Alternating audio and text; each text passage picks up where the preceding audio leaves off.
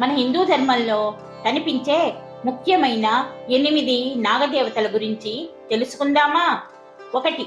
ఈ విశ్వాన్ని తన పడగల మీద మోసే అనంతుడు లేదా విష్ణువు పవళించే ఆదిశేషుడు. 2.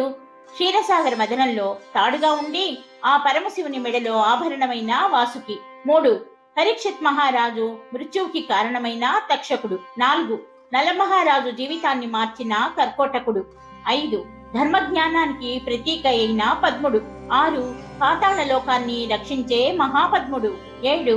సమయాన్ని జ్యోతిష శాస్త్రాన్ని ప్రతిబింబించే గుళికుడు లేదా కుళికుడు. 8. స్వచ్ఛతకు రక్షణకు ప్రతీకైన శంఖపాలుడు. ఇవే కాకుండా సాక్షాత్తు ఆ అమ్మవారే సౌఖ్యాన్ని సౌభాగ్యాన్ని వంశాభివృద్ధిని కలిగించడానికి నాగదేవతగా అవతరించిన మానసాదేవి. వీడియో నచ్చితే లైక్ చేయండి, సబ్స్క్రైబ్ చేసుకోండి.